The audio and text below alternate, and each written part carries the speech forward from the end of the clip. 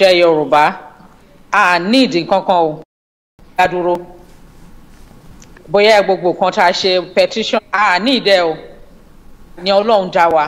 ká pé ìlú afẹ́ jọra wa tó jẹ́ pé bí àjọmọ́ wa ní gbogbo àjọwàpọ̀ unity wa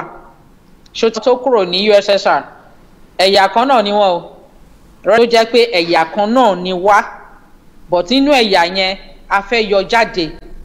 ti yẹ yín ó dàbí ní Canada náà ṣe mọ̀ pé ẹ̀yà ni wọ́n ń ṣe pọ́n yàtọ̀ síra but a wá níbí báyìí níbi tá à ń pè ní Nàìjíríà ẹ̀yà ọ̀tọ̀ọ̀tọ̀ pé èèyàn òun ló ti dá wa bẹ́ẹ̀ ríra wa bá ṣe ń ṣe oríṣiríṣi gbogbo nǹkan ṣá tí wọ́n sọ èèyàn Ọlọ́run fi hàn so a lè jọ gbé pọ̀ ní àtọ̀run ti dá wa bẹ́ẹ̀ so for that fact tó normal ni ìlú tó yan wa tó wà ní house ló kàn máa sọ ní house pé àwọn Yorùbá o àwa tá a jẹ́ Yorùbá nínú bíi a fẹ́ kúrò but nítorí ó jẹ́ pé àlọ́lọ́ ta wà is pure fraud fake ni fraud magic tí ò normal tí ò true iṣẹ́ ọ̀nà tí ò necessary so ẹ ṣe dá nìyẹn so gbàtà àti jẹ́ nation ó ti tàn àtọ̀dọ̀ there's nothing you can do about that automatically ni right to be a nation ẹ̀yà tó bá wùn láti jẹ́ but ibi tó lọ́n dá wa sí àyè tó fún wa gbogbo nǹkan tó fún wa yẹn nǹkan tá a jogún bá látọ̀dọ̀ àwọn ìran so it is our right kankan máa jálù wa tó máa sọ pé òun fẹ́ gbalẹ̀ wa àbọ̀ òun fẹ́ gba nǹkan tá a fi ń jẹ́ wa ni ẹ̀ bí ìgbà téèyàn pa ìrìn káí pé ibi tí gbogbo nǹkan normal òun ni gbogbo tá à ń ṣe wọ́n ṣe petition àràkún lọ́jà la. intan sọ fún wa nísìnyí pé yẹn a sì lè. slavery mentality nǹkan tí ó túmọ̀ sí nìyẹn wípé Yorùbá ò lè United Nation tí United Nation bá gbà á ní so ìyẹn ò mí ni pé àwọn náà máa fún wa ní àṣẹ wípé ẹ lọ dá dúró ìsọkúsọ ọ̀rọ̀ játíjátí níbo síbo Ọlọ́run dẹ̀ ló ti ṣe wá ní ẹ̀yà náà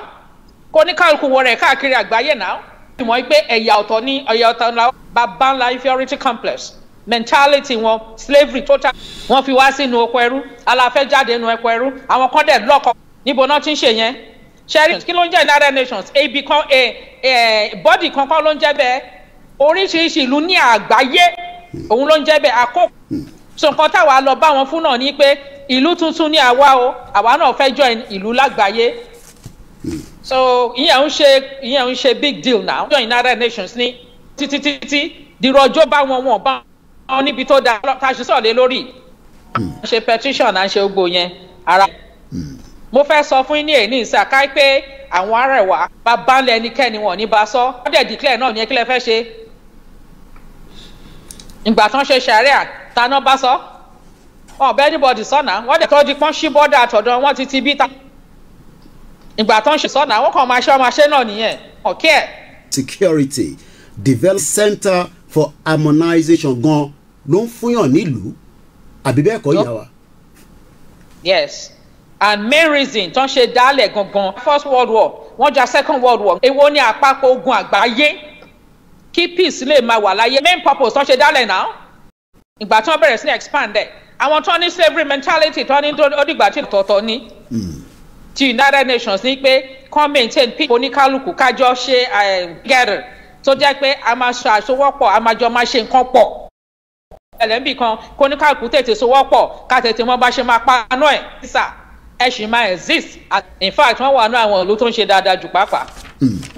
ẹ ṣe documentary kan tí mo láǹfààní àti wò mo mọ̀ bí ẹ̀yin ti Yorùbá system of government ó sọ̀rọ̀ nípa àwọn ń pè ní ọmọ Yorùbá fáǹfààní ẹni tó bá àmọ́ pọ̀pọ̀lọpọ̀ ti gbóhùn yín àmọ́ nítorí pé Star Radio UK a ní ọ̀pọ̀lọpọ̀ gbáyé káàkiri kí gẹ́gẹ́ bí orílẹ̀-èdè kí ni ìdí gan. jẹ́ pé láti dá dúró bí orílẹ̀-èdè ni pé orílẹ̀-èdè tẹ̀lé àṣẹ ti Ọlọ́run à ń láti tẹ̀lé ìlànà ti Ọlọ́run wà ní orílẹ̀-èdè pé nǹkan tá ń láti ṣe tó dẹ̀ jẹ́ pé ó ń láti jẹ́ ìfihàn fún gbogbo ayé ó ti ní glory tó àwọn bàbá wa tán dúró ní orí ẹ̀ rí wípé àwọn gbé ìgbésí wọn lọ níwájú gan ni wọ́n advance tó jẹ́ torí ará ìlú nǹkan tí tàwọn ni wọ́n ṣe kójọ tá a ti ń bọ̀ ká lè lọ́ọ́ máa tí ẹ̀dá kójọ yìí ẹ̀dá ò tiẹ̀ tún kójọ fún àǹfààní àwọn tó bá ń bẹ̀. British ló kó wa jọ o British ló amalgamate ẹ o regardless of the ethnicity of each of the regions tó wà ń bẹ̀. Interest wọn ni kò ní ìkankan ṣe pẹ̀lú àwọn aráàlú so tó a bá dẹ̀ ṣì ń follow wọn ò rí wa pé ìgbé kó ní lọ síwájú kó ní láárí kókó lọ́dọ̀ wa ni ìyẹn náà ṣe kó gbogbo tá a fẹ́ orí Ọlọ́run àfi ká padà ká jẹ́ orílẹ̀-èdè because nǹkan táwọn kó jọ kò ń ṣe orílẹ̀-èdè àpapọ̀ oríṣiríṣi ni kò dẹ̀ sí bó ṣe ok ká pé tá a bá yọ òyìnbó kúrò ń lù yìí nílùú tó ń pè Nàìjíríà tá a bá yọ òyìnbó kúrò ìgbà la máa mọ̀ pé problem wà. Ẹ jẹ́ ká imagine ẹ jẹ́ ká visualize ẹ̀ wípé èèyàn kankan ò gbọ́ òyìnbó ní Nàìjíríà ibi tó ń pè Nàìjíríà pé èèyàn kankan ò gbọ́ òyìnbó ṣe gbọ́ mi sà. àgbọ́yé. ẹ jẹ́ ká yọ òyìnbó kúrò ẹ jẹ́ ká wò báwo ló ṣe ṣe a lè jọ gbé a lè jọ gbé èèyàn kan ò ní tàn wá ìyẹ̀kọ́ òkọ́la èwo làbọ̀rọ̀ máa kúrọ́ sà tí a bá yọ òyìnbó kúrò which is nǹkan táwọn torí ẹ̀ kó wa pọ̀ tá a bá yọ òyìnbó yẹn kúrò sà a lè dọjọ́ gbé o torí báwo la ṣe jọ fẹ́ máa sọ̀rọ̀ kí la jọ fẹ́ máa ṣe ẹ rí i pé oníkálukú. ẹ jẹ́ ń gbọ́ àárín yẹn dáadáa ìyá wa. Yes sir. So intent sọ ni pé tá a bá yọ èdè Gẹ̀ẹ́sì tí gbogbo wa jọ ń sọ bàbá gbàṣẹ́gbẹ́ bá a ṣe ń sọ̀rọ̀ nísìnyí tẹ̀ ń sọ̀rọ̀ tí mò ń gbọ́ ó ṣeé ṣe káwọn ẹ̀yà kan má gbọ́n tá a bá ń sọ. dáadáa oníkálukú máa padà sílé because oníkálukú máa ní ìdá ti bára wọn sọ̀rọ̀ láti communicate tabadẹ ní communication la lè gbégbé ayé lájọjọ gbé náà ṣebí ẹgbẹ́ òyìnbó yẹn kúrò sà automatically nǹkan tá à ń sọ yìí máa ṣẹlẹ̀ ìlú yìí máa pín automatically ni ìyẹn ò ní wọ́n pè gbẹ́lẹ́ máa fi mọ̀ pé bọ́lọ̀ ń ṣe dá wa nìyẹn because tá a bá yọ òyìnbó kúrò ní èní yìí ẹni tí ò bá gbọ́ haúsá ò lè gbélé haúsá o ẹni tí ò bá gbọ́ ìbò ò lè gbélé ìbò ẹni tí ò bá gbọ́ yorùbá ò lè gbélé yorùbá so which means pé àwa yorùbá lájọ máa gbé lájọ máa sọ èdè lájọ máa ṣe nǹkan tá à ń ṣe gbogbo nǹkan tọ́lọ̀ ní ká máa ṣe ń dáadáa la máa ṣe àwọn haúsá máa ṣe tiwọn ìbò á máa ṣe tiwọn torí àkókò gbára wa gbára wa rárá àfàwọn kọ̀ọ̀kan bóyá wọ́n ṣòwò ní o àbí wọ́n nífẹ̀ẹ́ sí tán lọ gbé àwọn ìlú yẹn náà lè gbédè yẹn bọ̀ sí pé ká ní a fẹ́ ṣe ìjọba a fẹ́ ṣe nǹkan kan ní ìlọsíwájú láíláí a lè ṣe èdè wa yẹn la máa padà sí ibi tọ́lọ́run fi wá sí yẹn la máa padà sí so automatically oníkálukú ti pín ẹjọ́ oyè òyìnbó kúrò nàìjíríà máa pín. wá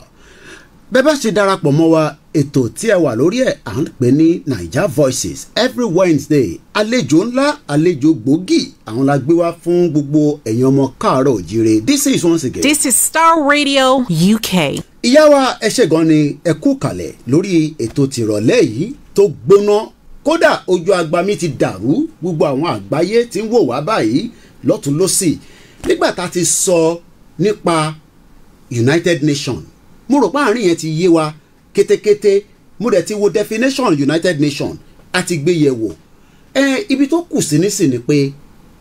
ìrìn àjò yìí tá à ń wò níwájú wa yìí níbo ló dé gan-an ọ̀pọ̀lọpọ̀ ọmọ Yorùbá ń sọ pé election bọ̀ níwájú tá à ń wò lọ́kàn báyìí 2023 nígbà tí bá ń ka ìwé ìròyìn fún wọn ní studio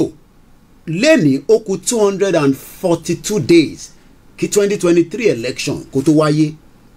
ṣé election máa wáyé ṣá ìyá wa nínú Nàìjíríà. ẹ jọ̀ọ́ sà níta àwọn ọmọ Yorùbá o ọmọ Yorùbá tó gbọ́ lọ́n gbọ́ ni o ìnínú oríṣiríṣi ẹ̀yà ẹ̀sìn ọmọ Yorùbá tó gbọ́ lọ́n gbọ́ kò sí èyí tó kàn wá pẹ̀lú ìbò lóòótọ́ wọ́n máa di àwọn ìbò kan lọ́dún yìí kò kàn wá kò kàn wá rárá tó bá yá oníkálukú á mọ̀ yìí pé Yorùbá dá dúró ni sà bí mo ṣe sọ fún yín sẹ́ ẹ jẹ́ ká visualize ẹ jẹ́ ká test ẹ jẹ́ ayọ̀ òyìnbó kúrò nínú èdè tá à ń sọ nílùú yìí bóyá oníkálukú ní padà lọ́lé ṣé wọ́n lè ṣe ìjọba tán bá yọ òyìnbó kúrò sà ṣé wọ́n lè di ìbò tán bá yọ òyìnbó kúrò sà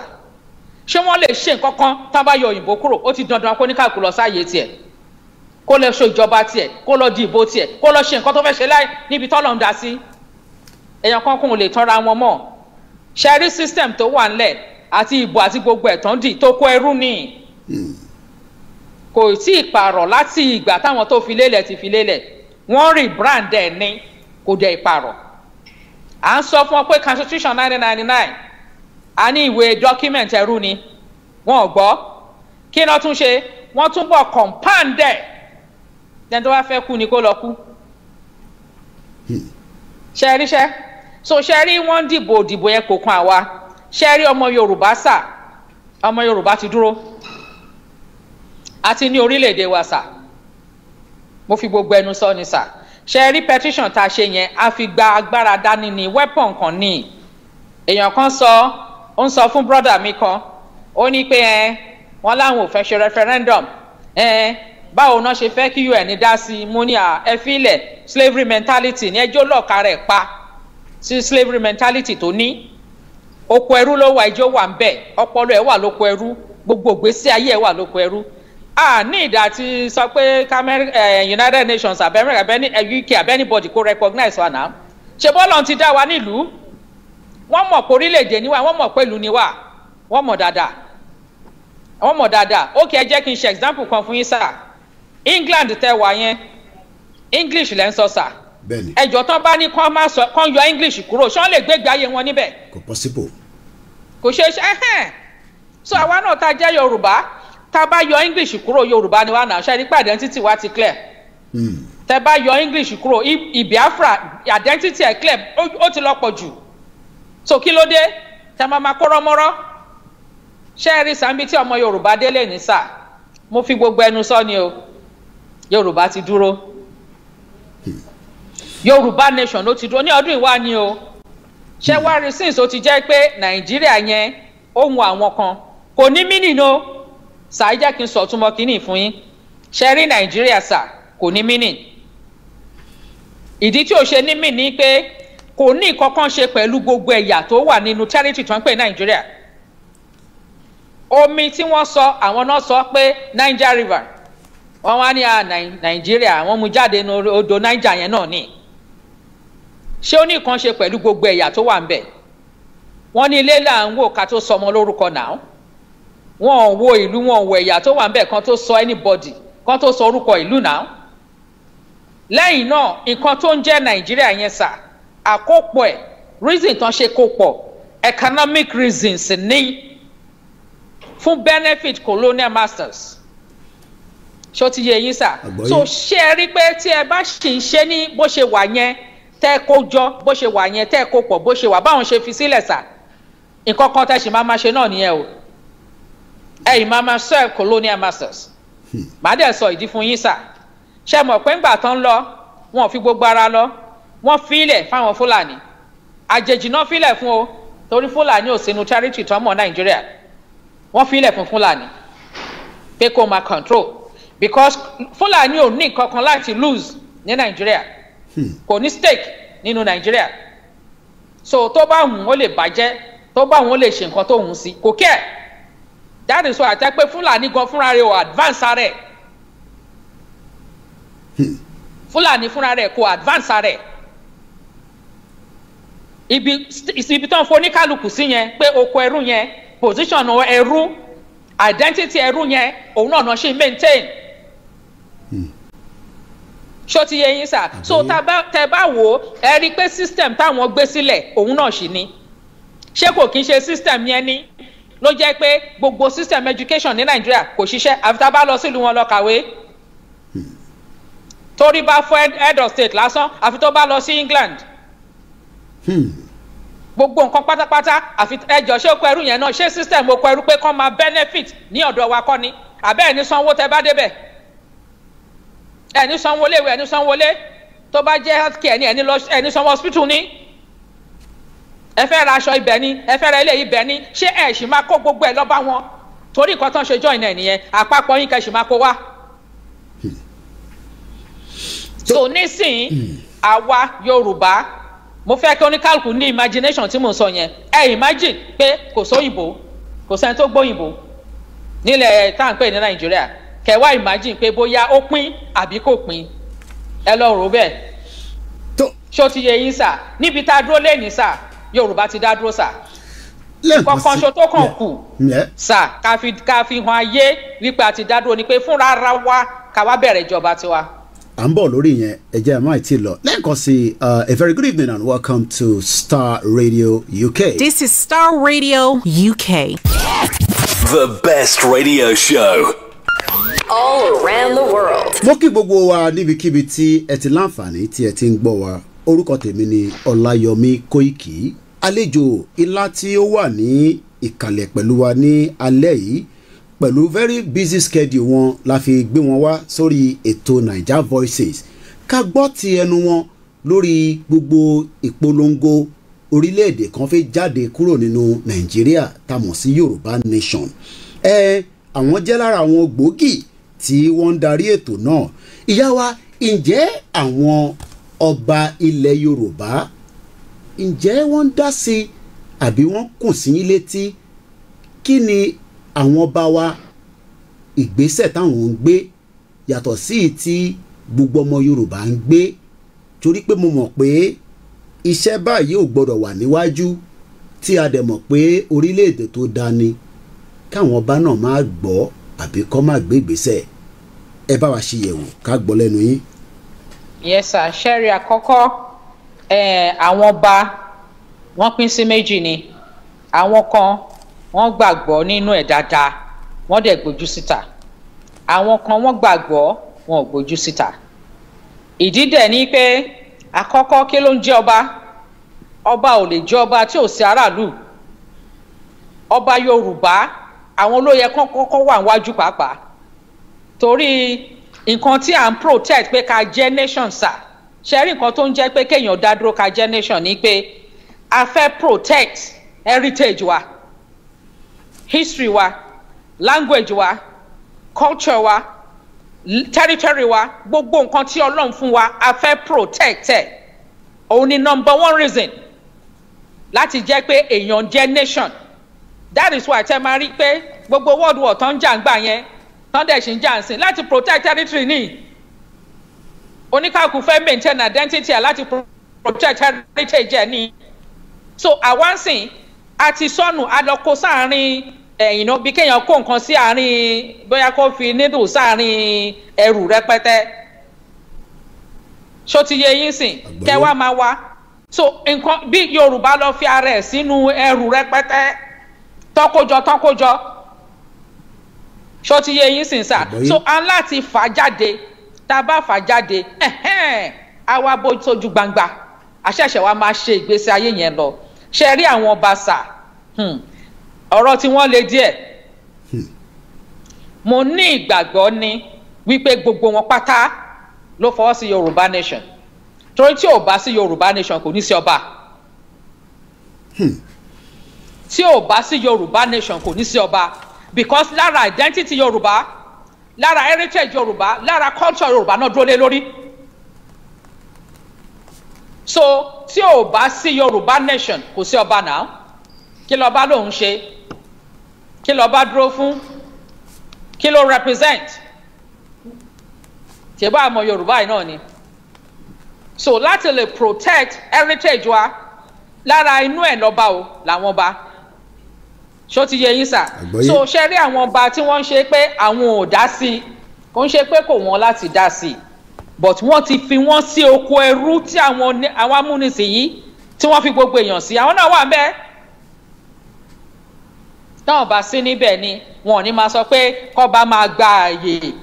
lọ́wọ́ local government kó tó gbégbèsè kọ́ba máa gba owó lọ́wọ́ local government bọ̀ ṣẹ́rí nǹkan tó wá burú ni pé ṣẹ́rí ní ọ̀dọ̀ wa ń bì báyìí ọba pọ̀ gan ṣó ti yé yín local government ò dẹ̀ pọ̀ so owó tán máa pín wá fún wa kò tó nǹkan kan so owó yẹn kẹ̀rẹ́ wọ́n máa pín ó dẹ̀ jẹ́ kí n fún ilé example sir Èkó ń bì báyìí 20 local government ni lọ́dọ̀ ìjọba o ni a ní 20 bí kò ṣe tóbi tó yẹ oh my God Kano 44 ó tún yọ Jigawa tiẹ̀ ṣé kò tiẹ̀ tún jẹ́ Èkó lọ gan ara Kánò Jìgáwá ti kúrò o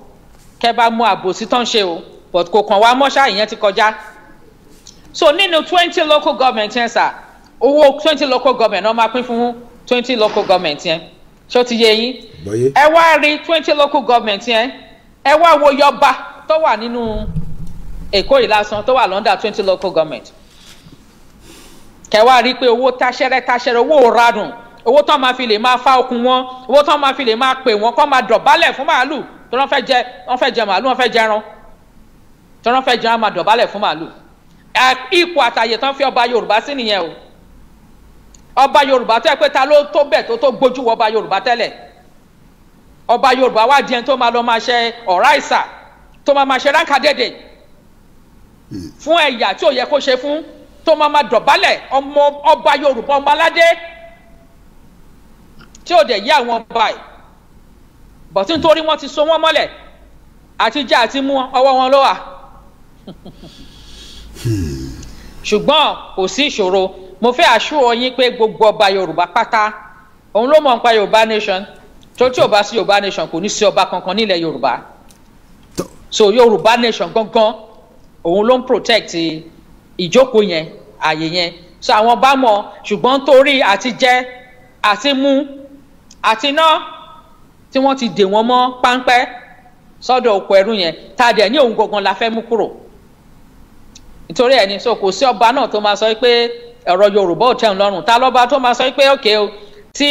òun bá ti tí Yorùbá nation bá ti dá dúró ìgbádùn rẹpẹtẹ òun ò fẹ́ ìfọkànbalẹ̀ òun ò fẹ́ ṣe understand sir gbogbo ìgbádùn tó máa wà nínú ìlú free education free healthcare all sort of things gbogbo nǹkan dáadáa tó máa mú ìrọ̀rùn bá everybody ta ló máa sọ pé òun ò fẹ́ àwọn náà fẹ́ Yorùbá nation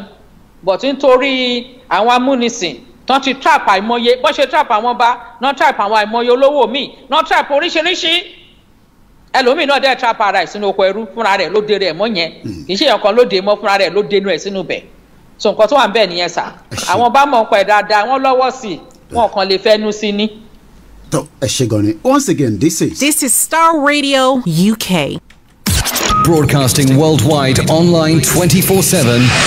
In your car, At work, at home. on your smartphone. tó bó bá jẹ́ àkọ́kọ́ yín tí ẹ bá ń gbọ́ ètò orí Star Radio UK òun ni a ti ń gbóhùn ìyá wa Chief Mrs. Modupeola Onítìrí Abíọ́lá adúpẹ́ fún yín tí ẹ fún wa láyè tí a rí yín nítorí pé a mọ̀ pé ẹni tó busy dáadáa nìyí àmọ́ pé ẹ tẹ̀ wá bá wa sọ̀rọ̀ ìdùnnú ló jẹ́ fún wa lórí ètò ti ìrọ̀lẹ́ ènìyàn máa jẹ́ 15th June 2022 aago 7 fẹ́ lù àìtí wọnú agbami ètò lọ gbogbo yìí tá a ṣe ń mú yẹn wá àmú díẹ̀díẹ̀ ni ìyá wa lánàá inú àwọn ọmọ Yorùbá máa ń dùn ẹ pé kinní kan ní ìwé ìrìnnà ṣé ìlú tí ó ń bọ̀ tẹ̀sán pé ó ti dé tán báwo la ṣe fẹ́ lo ìwé ìrìnnà ṣé a kò fẹ́ gbé jáde ni gẹ́gẹ́ bí àwòrán àbí tí èyí mi máa rí mú dání gẹ́gẹ́ bí ọmọ Yorùbá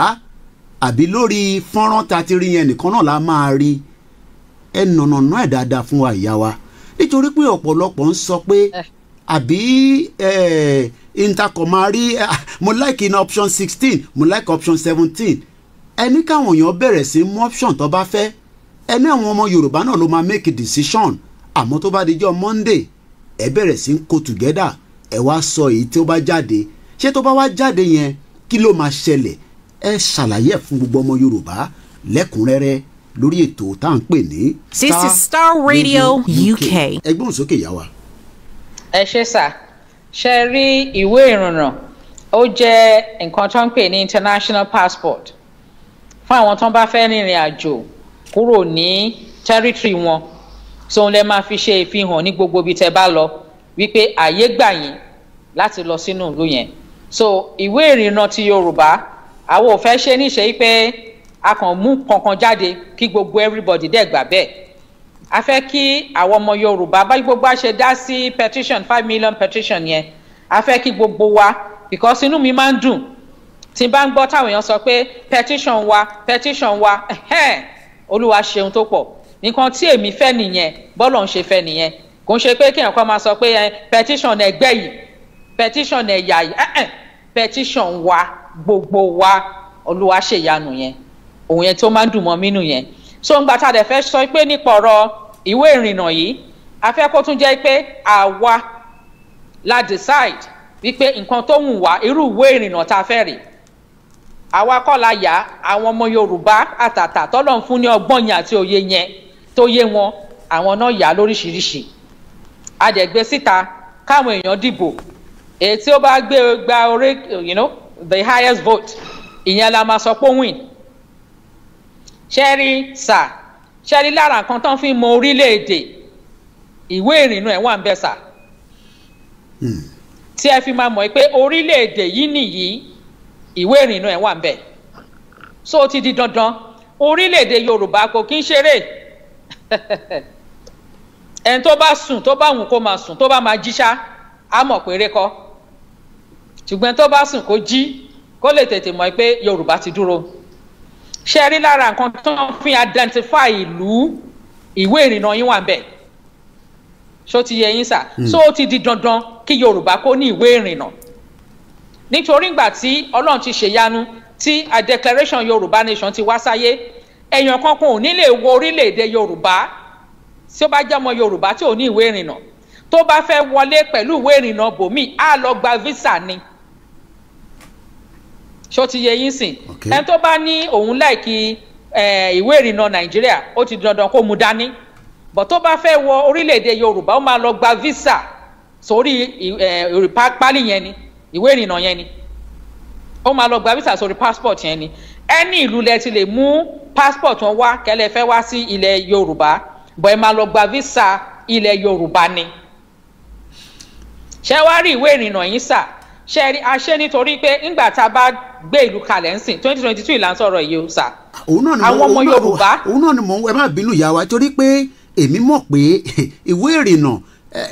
lótìtọ́ àwọn ìlú kan má lè fúnyàn ní visa gẹ́gẹ́ bí èyí tí yàn ń lò lọ́wọ́lọ́wọ́ nísìn tó jẹ́ ti Nàìjíríà ká sọ pé Nàìjíríà ẹni tó bá dẹ̀ wá fẹ́ rìnrìn àjò kékeré ṣé tó bá wá gba ìwé ìrìnnà yẹn á lè lò ó lọ sílùú míì àbí akọ̀mú dání ná torí pé ó dàbí àtẹ́wẹ́ pé bẹ́ẹ̀ ṣe ń sọ ìlú ti dúró bá ṣe ń sọ̀rọ̀ yìí lẹ́ ń sọ̀rọ̀ yìí. bẹ́ẹ̀ ni sà ìlú ti dúró àwọn ògbésẹ̀ kí ìlú kó fi dúró dáadáa ni ó kù ìlú ti dúró sà lára nǹkan tó fi máa jẹ́ kí a mọ̀ pé ìlú ti dúró òun náà ni ìwé ìrìnnà sà torí ìlú kọ̀ọ̀kan láti ní ìwé ìrìnnà tiẹ̀ ṣó ti yẹ yín sà ìlú kọ̀ọ̀kan láti ní ìwé ìrìnnà tiẹ̀ àwọn ọmọ ìlú yẹn wọ́n láti ní nǹkan tá à ń pè ní ID identification ìyẹn máa wáyé láìpẹ́ bóyá ọ̀sẹ̀ tó ń bọ̀ so a máa bẹ̀rẹ̀ yẹn ètò yẹn kí ọmọ Yorùbá ni àwọn kan tán fi mọ èèyàn ní orílẹ̀-èdè ẹ̀ nìyẹn ṣe rí ìwé ìrìnnà tá a fẹ́ ṣe ìsà a fẹ́ ṣe nítorí for now ni tá a bá ṣe àpérò Yorùbá Sovereign Conference àwọn ọmọ Yorùbá lápapọ̀ tá a jókòó síbẹ̀ àwa decide pé ìwé ìrìnnà ọjọ́ sí tán dìbò fún ṣé a sì fẹ́ máa lò lọ ní àbá fẹ́ change ẹ̀ tá a bá sì fẹ́ máa lò lọ a máa lò lọ tá a bá fẹ́ change ẹ̀ a lè change ẹ̀ but between now tọ́lọ̀ ti ṣe yanu yìí títí àpérò yẹn máa fi tán tíjọba tuntun máa bẹ̀rẹ̀ àìmọye ìgbà tọ́mọ Yorùbá máa fẹ́ rìnrìn àjò òun ló ṣe di dandan ká ní eléyìí ṣó ti yẹ yín sà tá a bá dẹ̀ ti ní ó ti di dandan ṣẹ́rí United Nations kọ́ ló máa recognize ẹ̀ o ìlú kọ̀ọ̀kan bá ṣe ní àjọṣepọ̀ òun ló máa sọ yí pé àwọn míì máa sọ pé àti ẹ̀ nídìí visa láti wá sí ìlú àwọn míì máa sọ pé òkè àwọn máa fún wa visa àwọn kan báyìí ìgbékalẹ̀ ní láàrin ìlú sí ìlú ni mo fẹ́ sọ àṣírí kan fún yín sà ìjọ kan èèyàn kan sọ fún mi ó ní ṣé mo mọ̀ pé ìṣòro tí ọmọ Nàìjíríà máa ń dojúkọ tí wọ́n bá fẹ́ lọ gba visa ìlú míì ó ní ṣé mo mọ̀ pé kì í ṣe pé àwọn ìlú yẹn gangan ló mú condition wọn yẹn lé o ó ní ìjọba Nàìjíríà gangan ló sọ fún ọ pé kí wọ́n máa múlé fún àwọn ọmọ tó bá fẹ́ kúrò nílùú tí ó ti yẹ yín sà then ìṣe àti nǹkan tó mọ àwọn ọmọ Nàìjíríà sí òun ló jẹ́ káwọn ìlú míì kàn fẹ́ fà sẹ́yìn kàn má bá Nàìjíríà ní àjọṣepọ̀ especially lórí ọ̀rọ̀ terrorism àti ọ̀rọ̀ 419 kọ̀ọ̀kan àìmọye tó ń fẹ́ bá ìlú nàìjíríà ṣe àbí ọ̀rọ̀ drug trafficking àgbọ̀ wàhálà bẹ́ẹ̀ yẹn gbogbo àwọn nǹkan dọ̀tí yẹn ó máa ń fa wàhálà tí ìlú mi ò ní fẹ́ bá ìlú yẹn ṣe gbọ̀ngbà tá a dẹ̀ ti àkọ́kọ́ orúkọ wa ọmọlúàbí ni so by the virtue of that ọmọlúàbí wọ́n ti mọ̀ pé yes orílẹ̀-èdè tó da lélẹ̀ orílẹ̀-èdè tó ń mọ nǹkan tó ń ṣe tọ́lọ́run wà lẹ́yìn wa tó dẹ̀ jẹ́ pé ó yẹ káwọn respect báà náà ṣe máa respect ara wa bó ṣe wà nìyẹn so ṣe rí èyí tá a fẹ́ ṣe kì í ṣe pé bóyá a kàn fi ń ṣe eré ayò ó ti o ìwé ìrìnnà ọmọ yorùbá gangan nìyẹn o tí wọ́n bá ti mú tọ́nsìn tá a fi hàn gbogbo wa yí pé eléyìí ni ó win ìbò a máa lọ print ẹ o a máa lọ tẹ̀ jáde fún àwọn tí wọ́n bá fẹ́ gbà á tó fẹ́ gba ìwé ìrìn yẹn a máa tẹ̀ jáde àwọn orílẹ̀-èdè tán ti máa gbà tá a ṣe máa ṣe a máa announce ẹ̀ fún àwọn èèyàn so nǹkan tó wà ń bẹ̀ ni pé àwọn èèyàn máa mú dání ìdí ni pé ẹ mọ ọjọ́ ẹ mọ àsìkò tí declaration yẹn máa ṣẹlẹ̀ but tó bá ti ṣẹlẹ̀ ìwé ìrìnnà yín ti wà lọ́wọ́ yín. ẹ ní sùúrù o ní tẹ́ ń sọ ni pé declaration máa wáyé nígbà kan. bẹ́ẹ̀ ni sà. ẹ jẹ́ à ń bọ̀ lórí yẹn ẹ jẹ́ ká parí ọ̀rọ̀ lórí ìwé ìrìnnà yẹn torí pé èmi mọ iṣẹ́ tí ìwé ìrìnnà máa ń ṣe a sì ń gbádùn ẹ̀ ẹ jẹ́ a gbọ́ díẹ̀ sí yá wa. so ṣe rí ìwé ìrìnnà wa sà tá a bá ti ṣe àkọ́kọ́ àwọn orílẹ̀-èdè tá a ti sọ fún wípé a ti dá dúró àwọn náà rí i pé àwọn arábí yóò ṣeré o òótọ́ ni wọ́n ti dá dúró. ṣé pa ti báwọn ìlú kan sọ̀rọ̀ lọ́wọ́lọ́wọ́ tí a ti sọ fún pé ilẹ̀ yorùbá fẹ́ dúró àti báwọn sọ̀rọ̀. ní àgbáyé yìí sà ní èní yìí àti bá over 110 ìlú sọ̀rọ̀ ní àgbáyé. ẹ máa sọ̀rọ̀ lórí ìwé ìrìnnà. a tún ti bá àwọn èèyàn jàǹkàn àwọn bọ̀rọ̀kìnní àbọ̀n ṣe máa ń sọ ní àwọn ìlú kọ̀ọ̀kan lágbàáyé káàkiri sọ̀rọ̀ lé lórí. in fact ìyá gbogbo ẹ̀ pátápátá ìyá gangan fún rẹ̀ a ti sọ fún báyìí. ìyá Queen of England pẹ̀lú ọmọ wọn Charles àti fi ránṣẹ́ sí wọn pé yàtọ̀ sí parliament o. ìyẹn tá à ń pè ní Prince Charles òun náà ti gbọ́ sí tó wà ńlẹ̀. ó ti di dandan yàtọ̀ sí parliament yín lọ́dọ̀ yín bẹ̀ yẹn màmá gangan fúnra rẹ̀ màmá pátápátá Queen of England her Royal Majesty ó ti mọ̀ pé Yorùbá nation ti dúró báyìí. kò ń ṣe pé à ń tọrọ àyè lọ́wọ́ ẹnikẹ́ni Ọlọ́run ló ṣe ìgbà tá a dẹ̀ ti lajú tá a ti mọ̀nà lé wípé ibi tá a wà tẹ́lẹ̀ Ọlọ́run má jẹ́ àsọnù èèyàn ti padà sílé báyìí over 110 countries tẹ́wọ̀n pé over 100 là ń sọ fún over 110 countries ló ti mọ̀ báyìí wípé Yorùbá dá dúró a dẹ̀ sọ fún wọn wípé kàn recognize the fact pé Yorùbá ni wá orílẹ̀-èdè ni wá nation ni wá a dẹ̀ pull out. mo fẹ́ ká ṣe ọ̀rọ̀ lórí recognize yẹn nítorí pé kí ni advantage kí ni ìwúlò pé kọ́ recognize ilẹ̀ Yorùbá gẹ́gẹ́ bí orílẹ̀-èdè tó ti ń bẹ kó tó di pé gbogbo ọ̀rọ̀ 1914 amalgamation oko ẹrú kí nìdí tí recognize yẹn ṣe wà tó jẹ́ ìwúlò nínú ìrìn àjò yìí. yes sir máa ṣàlàyé fún yín ṣẹ́rí yẹn gangan la need kò kí n ṣe referendum la need sir kò kí n ṣe petition la need sir recognition òun la need sir ìyẹn gangan ló yẹ ká lè pa but a gbé àwọn ìgbésẹ̀ pé petition wa first question nu petition wa referendum question ni so ó tẹ̀ stand fún referendum mo ṣàlàyé nínú ìwé mi tí mo kọ sí màmá Queen of England mo ṣàlàyé mo ní màmá I need referendum o I need petition but a ṣe petition 5 million and petition yẹn represent referendum because it's an exit of the arrangement tó wà nílẹ̀ mo ṣàlàyé yẹn àwọn bàbá wa náà kọ ìwé sí gbogbo wọn bàbá Abájá Akíntóyè wọ́n kọ̀wé sí gbogbo wọn a tún gbé lọ sí United Nations ṣe rí recognition ló yẹ ká máa lé ìdí ni pé kò sẹ́ni tó recognize wa ṣe understand ayé àtijọ́ tipẹ́tipẹ́ ni àwọn kan mọ̀ pé Yorùbá ni wá in fact ó ṣe ní láàánú débi pé ọmọ Yorùbá gan ò tiẹ̀ mọ̀ identity ẹ̀ gan ọmọ Yorùbá mi ò mọ̀ pé Yorùbá lòun ṣó ti yé yín ọmọ Yorùbá mi ò mọ nǹkan tí wọ́n mì pé kò mọ̀ pé Yorùbá lòun ni pé kò mọ nǹkan tó jẹ́ ògo àti iyì tó jẹ́ kéèyàn sọ pé Yorùbá lòun ọmọ Yorùbá mi ò mọ̀ ó ń fi rẹ̀ sábẹ́ ibì kan ó lọ ṣẹrú lábẹ́ ibì kan ó rò pé àwọn yẹn ju òun lọ ó rò pé àwọn yẹn níláárí ju òun lọ kò dẹ̀ mọ̀ pé òun lógo jù wọn lọ. bí a tọ́ bá lọ wo bigger than Africa á ràn wọ́n lọ́wọ́ documentary yẹn ẹgbẹ́ òun sókè yà wá. ṣẹ́ríṣà recognition gangan ló yẹ kí gbogbo a máa lé láti sọ pé Yorùbá nation Yorùbá nation ṣẹ́ríṣà tó ṣe jẹ́ pé recognition ni pé kò sẹ́ni tó wọ̀n wá lágbàáyé wípé Yorùbá nation wọ́n mọ̀ wá pé Nàìjíríà ní orúkọ tí ó pọ̀ ẹrú yẹn tán fi sílẹ̀ yẹn slavery name tán fi sílẹ̀ òun yẹn ní gbogbo àgbáyé mọ̀ ṣó ti yẹ yín sà. kó má jẹ́ pé ẹ má bínú ìyá mi pé mo tún interject nígbà tí mò ń bọ̀ ní studio arákùnrin kan torí pé bí ṣe máa ń rìn nísìn ẹ má bínú ẹ̀yin yan wa ṣe rí flag mi àti báàgì mi tí bá pọ̀n sẹ́yìn flag yẹn á máa lọ lẹ́yìn arákùnrin òyìnbó yẹn wá ń bi mí pé flag ìlú wo leléyìí mo wá ní flag ilẹ̀ Yorùbá tó fẹ́ kúrò ní Nàìjíríà ó rẹ́rìn-ín mo mọ̀ pé British gangan ni ó wá sọ pé ṣèbí ìgbà tó ti join wa together yẹn kò jẹ́ kí wàhálà ṣẹlẹ̀ mọ́nà mo wá ń bí èmi náà wá ń bí pé ǹjẹ́ àwọn Scottish lè gbà kẹ́ máa tẹ̀ wọ́n rì kò lè sọ̀rọ̀ ibi tá a parí ẹ̀ sí nìyẹn ẹ máa gbóhùn sókè lọ yá wa. so ṣẹ́rí sà àgbáyé a lot of ìlú lágbàáyé wọn mọ ibi tó ń jẹ́ Yorùbá o the same thing kẹ́ ní Biafra wọn mọ ibi tó ń jẹ́ Biafra ẹ̀yin lẹ máa ṣẹ̀ṣẹ̀ máa júwe Biafra lélẹ́yìí Yorùbá lélẹ́yìí Nupe lélẹ́yìí ẹ̀ ṣe máa sọ ni because wọ́n ti practically almost jẹ́ kí a lose identity wa Ọlọ́run ní jẹ́ ká lose identity wa because tí wọ́n bá lose identity ẹ̀ kò jẹ́ èèyàn mọ́ nìyẹn ṣé ó ti yé yín sà so ṣe rí recognition yẹn nǹkan tó ṣe pàtàkì tá a ṣe ń sọ fún gbogbo àgbáyé kì í ṣe pé a ní pé kán wá pè wá nílùú o láyé kò sí nǹkan tó jọ recognition mean pé àwa Yorùbá ìran Yorùbá kan wà nínú àkópọ̀ tó ń pè Nàìjíríà o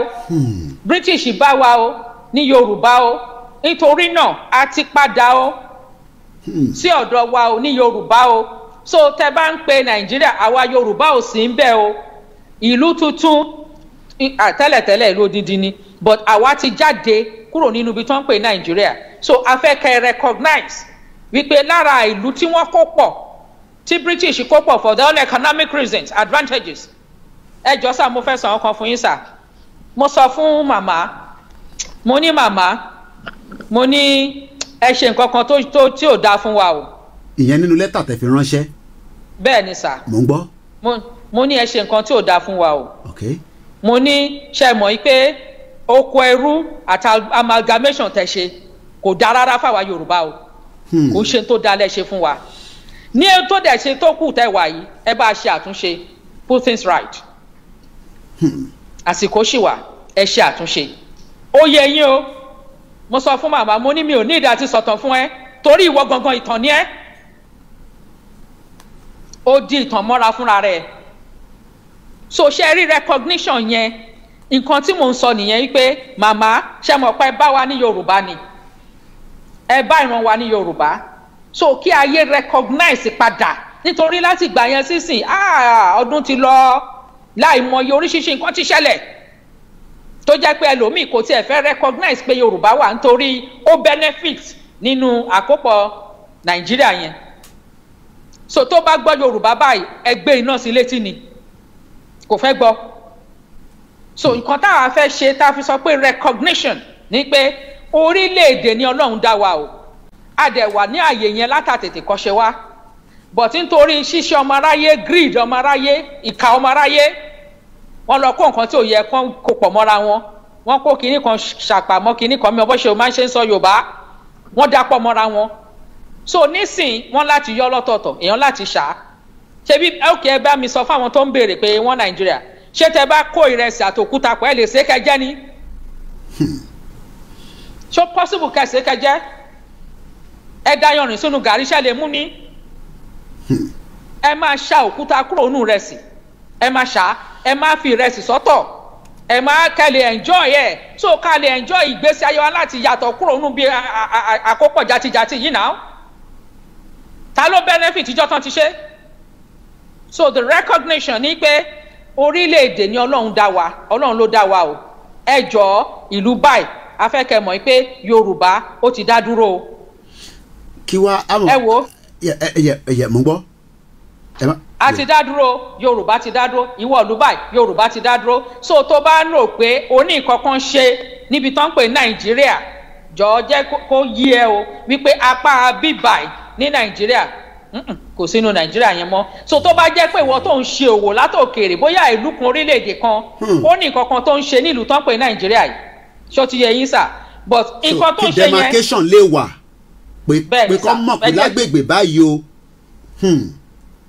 Okay, for instance nsìn hub industries ní Nàìjíríà Ogun State ni. Bẹ́ẹ̀ni. Ṣé mọ̀ sà. So ṣe rí sí àwọn olóríṣiríṣi dẹ̀ ló wà ń bẹ̀, ìlú oríṣiríṣi ló wà ń bẹ̀, ṣó ti yẹ yín sà. So ìlú yẹn tó wà ń bẹ̀, ṣó ti yẹ yín sìn orílẹ̀-èdè kan ni, orílẹ̀-èdè kan ni ìlú yẹn. Ìmí lè jẹ́ ó lè jẹ́ Holland, ìmí bóyá British ọ̀dọ̀ yín bẹ̀ yẹn, ìmí bóyá American ni, ìmí bóyá German ni, ó wà ń bẹ̀ tó ní company síbẹ̀. Ṣó ti yẹ yín sà. So nígbà tá a bá kọ̀wé sí wọn wípé ẹ jọ̀ọ́ o Yorùbá nation, Yorùbá land kò sínú Nàìjíríà mọ́ o. So which means pé òfin tuntun, iṣẹ́ tuntun, àṣà tuntun máa wà. À ń sàsọtẹ́lẹ̀ fún wọn ni. So wọ́n kọ́ máa gbáradì fún àsìkò tí nǹkan fẹ́ yàtọ̀ sí tí wọ́n ti mọ̀ tẹ́lẹ̀, nítorí pé wọ́n gbọ́dọ̀ mọ̀ pé lágbègbè báyìí nílẹ̀ báyìí ìyàtọ̀ wà láàrin àwa kan àtàwọn kan. Ẹ ṣe sà, á dáa fún yín sà. So wọ́n láti recognize ẹ̀dẹ̀ láti fi yé wọn wípé ilẹ̀ Yorùbá o kò sí nínú Nàìjíríà mọ́ o. So àṣepọ̀ yín pẹ̀lú Nàìjíríà tá a bá ti ṣe tiwa ń sìn ẹ mọ̀ pé tuntun nìyẹn o, tẹ́ ẹ bá sì fẹ́ ni o àbẹ́nikẹ́ni. Ṣẹ́rí Yorùbá sà, ọ̀rọ̀ wá dàbí ṣúgà àbóyin ni, a dúró sójú kan tá a wà ní o, ìrà ló máa kúkú wá. àpẹ́ ní bọ́dì Ọlọ́run ti ṣẹ́gun fún wa, ó ti ṣoore yẹn fún wa, ní ìtọ́lọ́run kó sọ́dọ̀ wa fúnra wọn náà máa wá. Nítorí tá a gan bá bẹ̀rẹ̀ sí ń lò tá ń lò kò tiẹ̀ tí tó wa,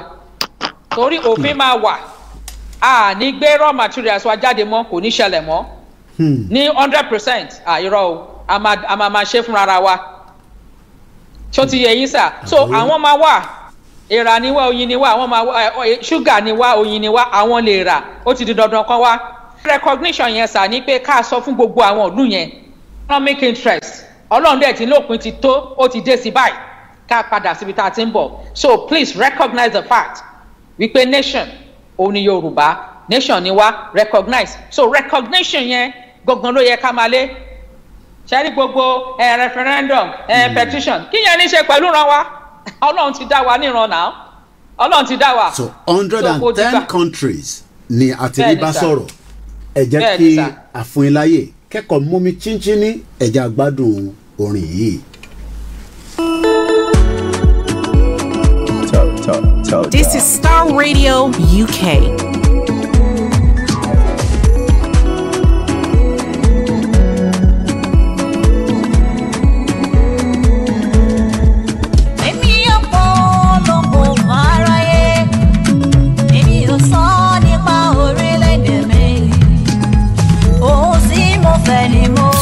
Broadcasting worldwide online 24/7.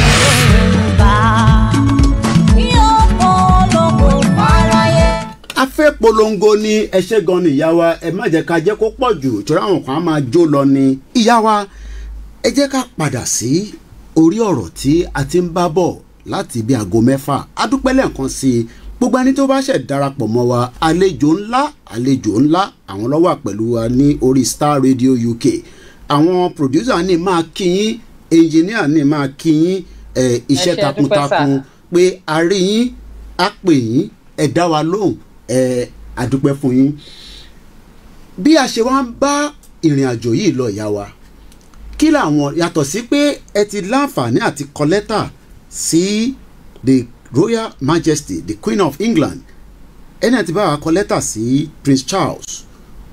ìlú 110 countries, kí ló tún kù, kí ló ń dá wa dúró?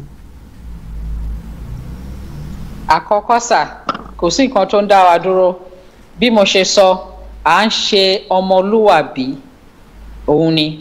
ṣe rí gbogbo àwọn ìlú tá à ń kọ ìwé sí à ń sọ fún wọn ní wípé Yorùbá bí mo ṣe sọ sà ní pé kán recognize o kán wà notified o pé Yorùbá ó ti kúrò ní Nàìjíríà o ibi tọ́lọ́run dá wa sí a ti padà síbẹ̀ nǹkan tó wà ń bẹ̀ nìyẹn àwọn yẹn dóòkò kí n ṣe pé nítorí bóyá kan sọ pé gbogbo ìwà àbàjẹ́ tó ń hù ìwà àbàjẹ́ kúnlẹ̀ náà gbogbo ẹ̀ pátá tó dẹ̀ máa wà accountable wọ́n máa accountable for it kò ń ṣe pé wọ́n lọ free láíláí láíláí àbáìmọye wọn náà ojú wọn wà ṣe bọ́n fojú hàn àwọn tó ṣe tán commit crime against Jews nígbà yẹn ní Germany gbogbo wọn náà fojú hàn gbogbo wọn ni wọ́n padà wọ́n san nǹkan tán ṣe o wọ́n jìyà ẹ̀ṣẹ̀ nǹkan tán ṣe so tí àwọn kan bá wá sórí ilẹ̀ Yorùbá tó wá commit tó ṣiṣẹ́ atrocities tó rò pé bóyá òun mú jẹ kò ń ṣe láyé yìí tó bá sì ń gbé orí ilẹ̀ àlàyé yìí ó máa san bọ̀ ìdí tá a ṣe sọ pé a fẹ́ dúró bí orílẹ̀-èdè ni pé orílẹ̀-èdè ni wá kán tó ṣe àkójọpọ̀ yẹn kẹ̀rẹ́ kò ń ṣe fún àǹfààní àwa orílẹ̀-èdè kankan fún àǹfààní àwọn colonial master yìí náà ni wọ́n dẹ̀ wá kí àwọn kọ̀ọ̀kan àwọn wọ́n ṣà àwọn kan kó máa benefit from it so káwọn yẹn hold down gbogbo everybody kán suppress everybody nǹkan tó ń ṣe nìyẹn the limited few yẹn kán suppress everybody kán wá keep everybody sínú oppression yẹn kò lè máa lọ bẹ́ẹ̀ àwa náà ti fojú rí láyè ìsìn bó ṣe ń lọ ìgbà tó ń tẹ̀ tún ti wá ń dẹ́rù bà wá wípé ntọ́lọ̀ ń fún wa àwọn fẹ́ gbà lọ wa gbà tí ò dẹ̀ ń ṣọ̀ràn yàn á máa padà sílé bàbá wa náà ni àbí ọkọ ìyàwó tó lọ fẹ́ ọkọ tọkọ tó lù pa tó fẹ́ lù pa tán tó wọ kómà tó dàdà jáde ẹjọ́ ṣó máa padà lọ sílé ọkọ yẹn ilé bàbá ẹ̀ ló máa lọ nàá ṣé wọn ti lu Yorùbá dé kómà báyìí so a ń láti padà sọ́dọ̀ bàbá wa Ọlọ́run ọba tó dá wa ká padà sórílẹ̀-èdè wa ṣó ti yẹyin ṣàṣẹ́rí kò ń ṣe pé gbogbo àwọn tá à ń kọ̀wé sí àbáwọn tá à ń bá sọ̀rọ̀ àbáwọn tá à ń ṣe kì í ṣe pé à ń bẹ̀ wọ́n fún kankan o a bẹ̀ wọ́n pé kán jórí pé a fẹ́ jórílẹ̀-èdè ohun tó Ọlọ́run ti dá lórílẹ̀-èdè but à ń sọ fún wọn pé ká lọ́jọ́ máa ṣe àjọṣepọ̀ kájọ máa recognize ara wa kájọ máa ṣe gẹ́gẹ́ bí kéèyàn máa sọ pé èèyàn ń wọ́ rẹ̀ kán rẹ̀ èèyàn ń wọ́ rẹ̀ kán rẹ̀ à ń nawọ́ rẹ̀ sí wọn òun ni so káwọn náà dẹ̀ nawọ́ rẹ̀ sí wa kán ní mutual ní o kájọ respect ara wa ó ṣe pé kan jù kan lọ tí ó ti yẹ yín sà so ètò bá dẹ̀ lóhùn recognize Yorùbá nation àbẹ́ fúnra rẹ̀ ló máa wá ìyẹn ń ṣe ìgbéraga ìgbà tán bá rí ògo tí Ọlọ́run ṣe sílẹ̀ Yorùbá wọ́n máa wà náà tí ó ti yẹ yín sà tóbi tá a dé nsìnsìn kò kankan òkú mọ́ sá o ju wípé kí a declare pé orílẹ̀-èdè wa lélẹ̀ ṣùgbọ́n pé ká má bàa just declare just like that màá máa sọ tí ó bá dórí yẹn màá ṣàlàyé yẹn. lẹ́ẹ̀kan sí mo dúpẹ́ lọ́wọ́ gbogbo ẹ̀yin tí ẹ dára. This is Star Radio UK. The best radio show. bó bá jẹ́ àkọ́kọ́ tí ẹ máa darapọ̀ mọ́ wa lẹ́ẹ̀kan sí orí. This is Star Radio UK. ìlú kan wà tí gbogbo àgbáyé mọ̀ pé wọ́n ní gbòógì agbára ìlú kan wà ní àgbáyé a mọ̀ pé ìlú pọ̀ rọ́pọ̀lọpọ̀ wọ́n á máa pèlú kan ní United States of America ǹjẹ́ à ń rí wọn bá sọ̀rọ̀ ǹjẹ́ wọ́n mọ ohun tó ń lọ àbí a kò pa wọ́n sẹ́gbẹ́ pé àwa náà ìlú ni wá orílẹ̀-èdè ni wá bí a ṣe máa ń sọ pé ọmọ aládé ni wá kí lè máa bá wa sọ lórí ìgbésẹ̀ Yorùbá nation àti ìrìn àjò pẹ̀lú ìlú kan tá à ń pè ní United States of America. ṣe rí àkọ́kọ́ orílẹ̀-èdè ní United States orílẹ̀-èdè ni wá but nǹkan kan ní America fi yàtọ̀ lágbàáyé nǹkan tó fi yàtọ̀ ni pé orílẹ̀-èdè àjèjì òun ni kò sí ìlú tó wà ní àgbáyé tí ò sí ní America ṣó ti yé yín òun ló ṣe dàbẹ́ ní pé wọ́n rí ọwọ́ mú nítorí gbogbo oríṣiríṣi ẹ̀yà gbogbo tó ní kálukú mọ̀ òun ló wà ń bẹ̀ wọ́n dẹ̀ respect oníkálukú o oníkálukú wọ́n respect ẹ̀ wàá máa gbọ́ eléyìí tán bá ti gbọ́ eléyìí wàá máa gbọ́ Irish American Jewish American Black American oríṣiríṣi náà máa pè yín oníkálukú respect rẹ̀ ṣó ti yé yín sà so gbogbo orílẹ̀-èdè ló wà ní Amẹ́ríkà sà so àkọ́kọ́ orílẹ̀-èdè Yorùbá mo fẹ́ sọ fún yín mo máa ń sọ fún àwọn èèyàn wípé tí ẹ bá mú Amẹ́ríkà ní àgbáyé ìgbéraga kọ́ ni o orílẹ̀-èdè tó tẹ̀lé òun ni àwọn ẹ̀yà tó wà ní Nàìjíríà pàápàá jùlọ àwa Yorùbá àti Biafra ṣó ti yé yín sà ní ẹ̀yìn Amẹ́ríkà ní àgbáyé ni mo ń sọ ní àpapọ̀ àgbáyé orílẹ̀-èdè tó tẹ̀lé nìyẹn wá látẹ̀lé ìdí táwọn yẹn dẹ̀ ṣe ṣáájú wa ní pé gbogbo orílẹ̀-èdè àgbáyé ló wà ń bẹ̀ tán wá jẹ́ ẹyọ kan tán wá ń gbé bí ẹyọ kan ṣó ti yé yín sà ṣe rí ní Amẹ́ríkà tá a bá ní ìlú tí àwa Yorùbá fara mọ́ jù ta lè sọ pé a fara mọ́ jù a fara tì jù lẹ́yìn ọ̀dọ̀ yín Great Britain mà ní United States ni bọ̀tán bá ní pé èèyàn ní ìgbéga èèyàn ní ìlọsíwájú jù ní àgbáyé ní ọmọ Yorùbá US ni United States ni nínú gbogbo ethnic group tó wà ní gbogbo Amẹ́ríkà ọmọ Yorùbá ni ó ń kàwé jù ní Amẹ́ríkà yẹn ṣó ti yé yín sà wọ́n dẹ̀ ní àṣeyọrí tó pọ̀ so nítorí náà ọmọ Yorùbá ó ti bá wọn sọ̀rọ̀ dáadáa irú èmi ń sìn mo máa ń sọ fáwọn èèyàn wípé mi ò lè gbé nílùú kankan tí mi bá gbé nílẹ̀ Yorùbá a jẹ́ pé Amẹ́ríkà ni mo ń gbé nìyẹn mo lè lọ visit káàkiri o that's why I pé mi ò lè gbé ìlú kankan àfi Amẹ́ríkà mo máa ń gbé ìlú mo ti gbé àìmọye ìlú but kò lè tẹ́ mi lọ́rùn àfi kí n padà sílẹ̀ Yorùbá tí n bá sílẹ̀ Yorùbá mo ti wà l'Amẹ́ríkà mo máa ń lọ sílùú káàkiri but Amẹ́ríkà yìí náà ni so àwa tọ́lọ̀ ń fún ní oore ọ̀fẹ́ láti ní àjọṣepọ̀ pẹ̀lú Amẹ́ríkà á pọ̀ gan láàrin ọmọ Yorùbá á pọ̀ gidi láàrin ọmọ Yorùbá táwọn ọmọ Yorùbá dẹ̀ ti ń bá wọn sọ̀rọ̀ tán ti ń sọ fún wọn ṣùgbọ́n ṣe rí kinní kan ló wà ń bẹ̀ sà ní pé amúnisìn kò ní fẹ́ kẹ́rù òun lọ especially ẹrú tó mọ̀ pé ara ẹ̀ lòun ti ń jẹ tóun ti mú ṣó ti yé yín ṣe rí wọn gbàgbà tí Britain tó bá ṣe ń ṣe pé òun gàba lórí ibi tó ń pè ní Nàìjíríà tí ò bá gàba lórí ẹ̀ kò ní máa wá dictate bọ́n ṣe máa ṣe election fún wọn wọn ò ní máa dictate ẹni tó máa mú lórí ṣó ti yé yín sà so ǹgbà táwọn tó dẹ̀ jẹ́ pé àwọn náà máa pè ní former colonial master Amẹ́ríkà náà dẹ̀ rí pé wọ́n sì ń gbọ̀nà bẹ́ẹ̀ France náà àwọn ìlú tó ń ṣe ní Africa yẹn náà sì ń gbọ̀nà yẹn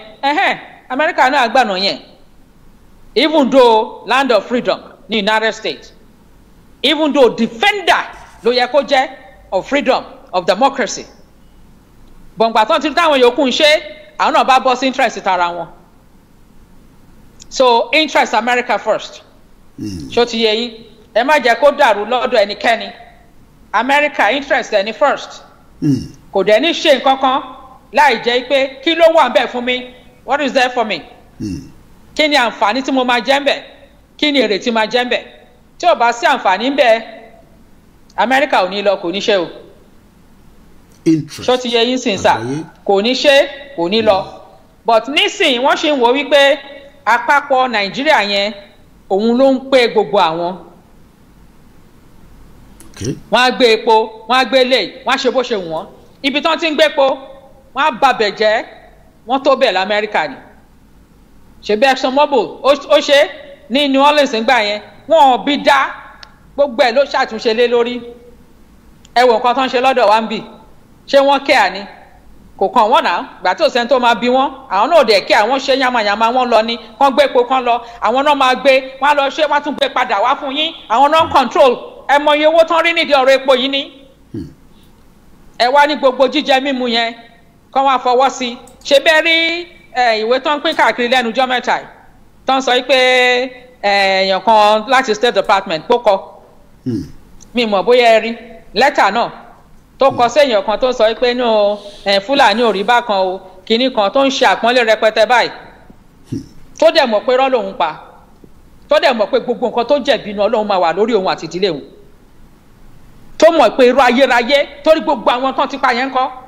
gbogbo àwọn tán ti ṣèkà fún kọ́ tí ẹ bá wo clip woman kan báyìí tó lọ́n wá sí Nàìjíríà tó ń ṣe ìkà fún òun ọmọ ẹ̀ àtọkọ ẹ̀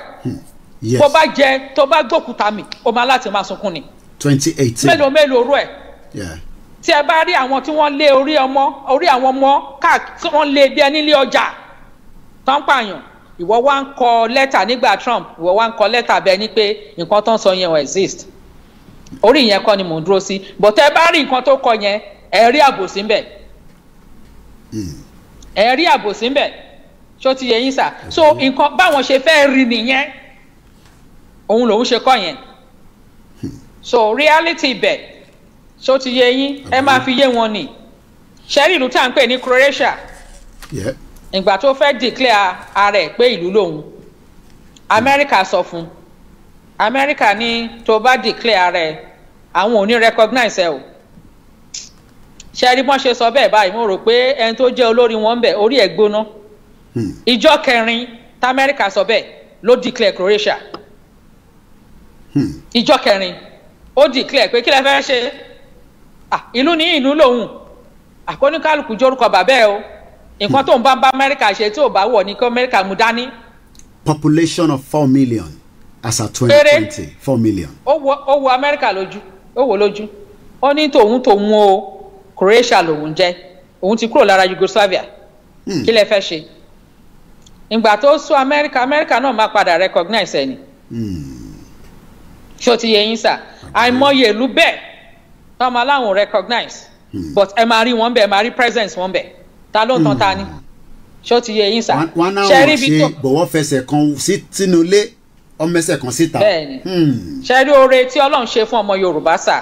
kò kí ń ṣe àwa ló yẹ ká máa ní ó dìgbà kan tí ìlú kan bá recognize wa àwa ló yẹ ká máa sọ wípé a recognize àwọn ìlú kan bẹ́ẹ̀ni sà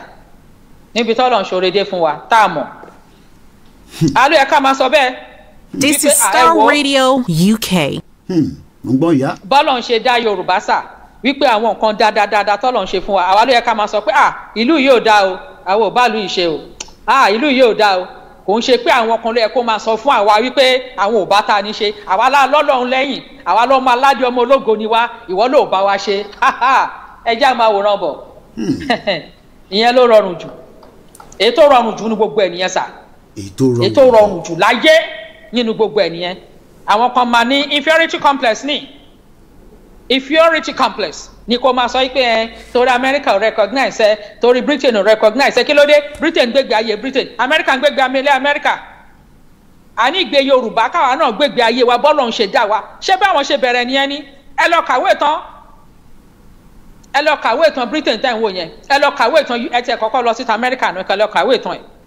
ẹ rò pé bó ṣe wà lẹ́ni ló ṣe wà láti bẹ̀rẹ̀ ni kò rí bẹ́ẹ̀ àwọn náà gbèlú wọn débi tó dé ni